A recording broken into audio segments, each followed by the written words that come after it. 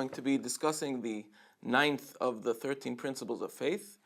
Ani mamin be'emunah shalema, I believe with complete faith, she'kol ha'Torah ha'metzuya ata biyadenu, that the entire Torah that is found now in our hands, hi hanesuna, this is the one that was given to Moshe Rabbeinu alav shalom. This is the same Torah that was given to Moshe, is the one that we have now in our hands.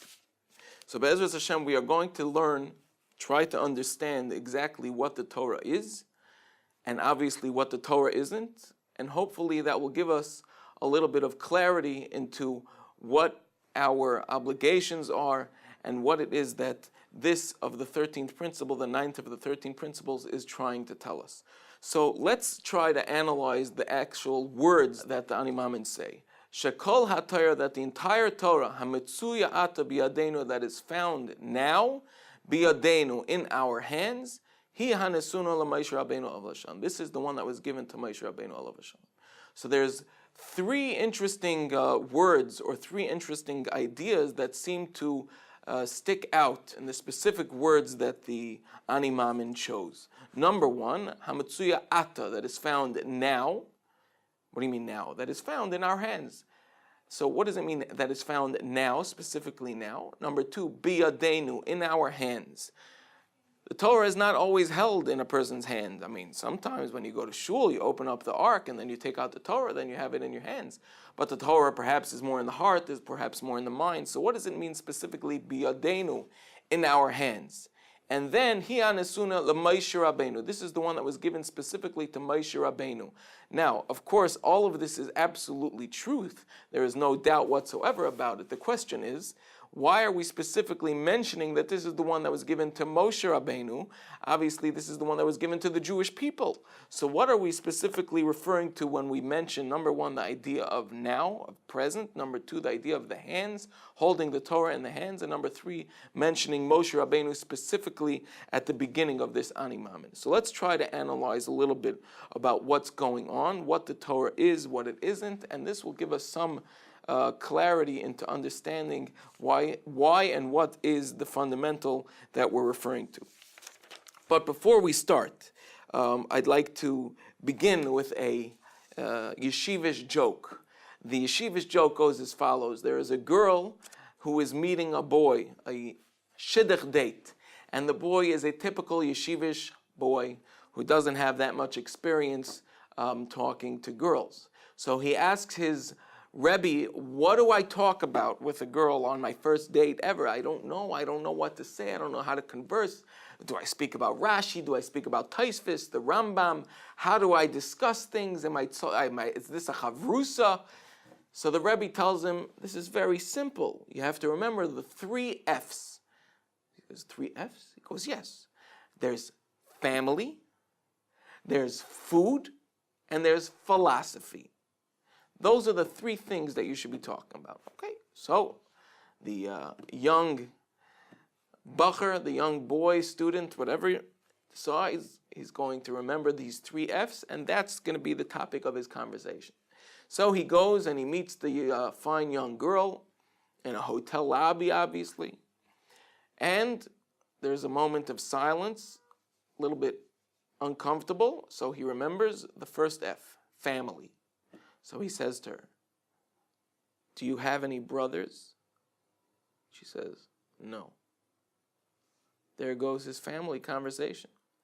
That's down with one F. So then he remembers the second F is food. So he says, do you like spaghetti? She says, no. That's the second F. Now comes philosophy. So he says, if you would have a brother, do you think he would like spaghetti? Why am I talking about this? Why am I mentioning this?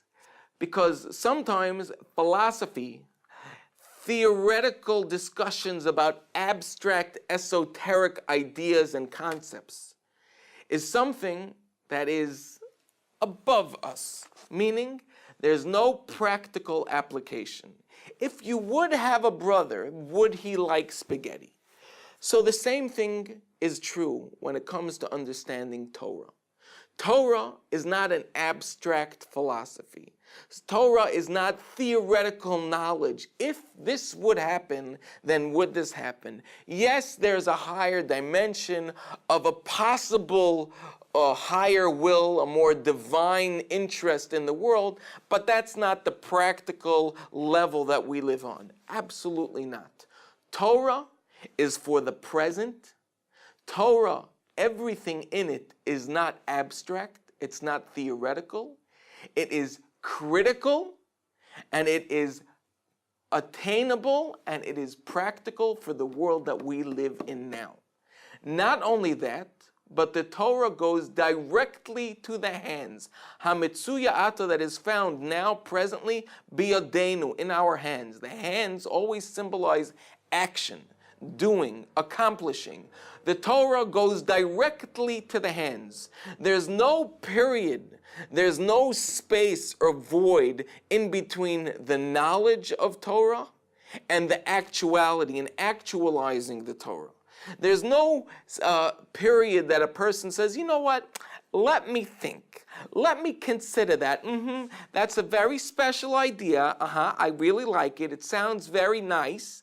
But again, we don't live like that. No. The Torah is directly to the way we live. Into your hands, meaning obviously it goes through the mind and through the heart, but that goes directly, without any impediments, without any barriers, straight to actualizing and accomplishing that which the Torah says. The Torah, by hearing it, is automatically accepting it and obligating a person to comply physically and actualize that which the Torah says. This in truth is what the Jews said, Nasa v'nishma. Nasa means we will do, v'nishma and means we will hear. Now technically you cannot do before you hear what you're supposed to do.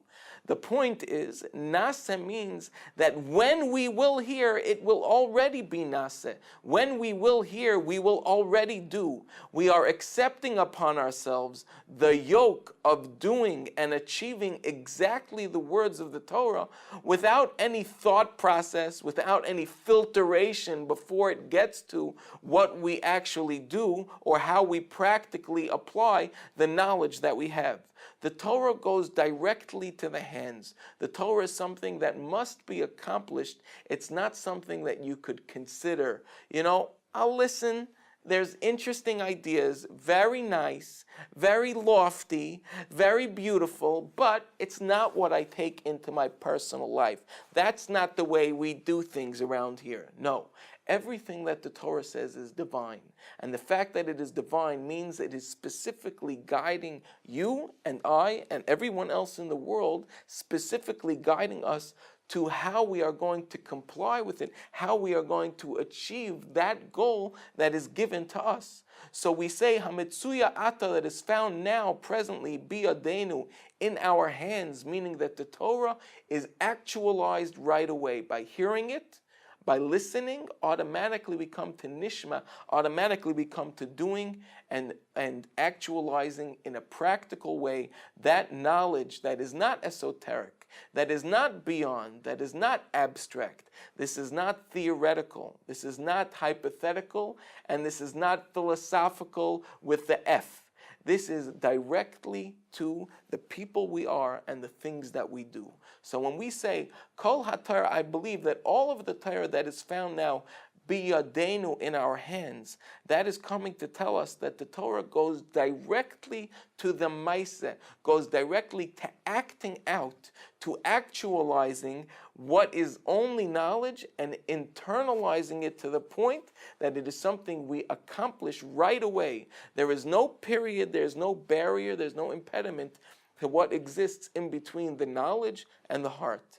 Something that the Bali Musar, that the sages have told us, is that the greatest distance in between 2 points in the world is in between one's mind and one's heart. Meaning, sometimes we know something, but until we actualize it, until we accomplish it, until we actually do it, is something, there's a vast distance in between.